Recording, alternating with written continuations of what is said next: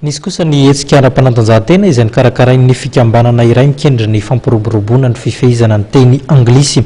Aisy no ahafantarany be sy ny maro azy tetsy amin'ny gymnase Ankatso no nizoran'ireo lalao ara-panatanjahantena ireo. Anisan'ny manampy ny tanora amin'ny famolana ny teny anglisy ny fidirana anatin'ny fikambanana samihafa. Ireo amin'izy ireny ny Ice Club izay nikarakara fifananana eo amin'ny taranja basket teny amin'ny gymnase Ankatso ny sabotsy lasa teo. Tazona voalohany moa zany fampiasana teny anglisy, napalitaka amin'ny fampiasana teny anglisy. Fa eo ihany koa ny resaka égalité des sexes, égalité des genres, dia ny resaka sport. Misa 13 moa ireo ekipa nandray anjara amin'ity tournoi ity izay nahitana fikambanana, sampandrara sy orinasa izay mampiasa ampahana manontolo ny teny anglisy. Ny Aïssa Ratsiaivina no nikarakara ny hetsika.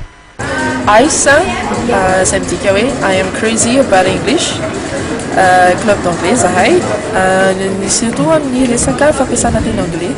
Dia ny nanaovana an'ity Ice Games ity moa zany dia izay ny fanaparitahana ny fitenenana teny anglais. Isaky ny sabotsy moa no misy ny fionan'ireo mpikambana eo anivon'izany club d'anglais izany amin'ny 10 hatramin'ny 12 ao amin'ny trano fandraisam-bahiny Carlton mba ahafahan'ny tsirairay miteny sy mampiatra ny teny anglisy satria dia ny fampiarana tokoa no ahafahana mifehy ny teny vahiny.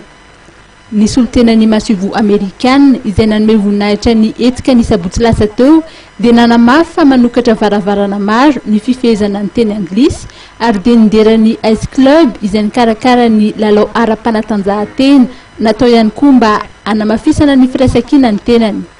Itoy amin'ny sabotsy 19 Jolay moa ny andian'ny voalohany amin'ny Ice Games eo amin'ny taranja basketball. Zay ny plastique vavy no manakatona tanteraka ny fampahalalam-baovao amin'ity takarivan'ny talata ity. Ho amin'ny rapitso alarobia indray zany ny fotoana antsika manaraka. Veloma tompoko.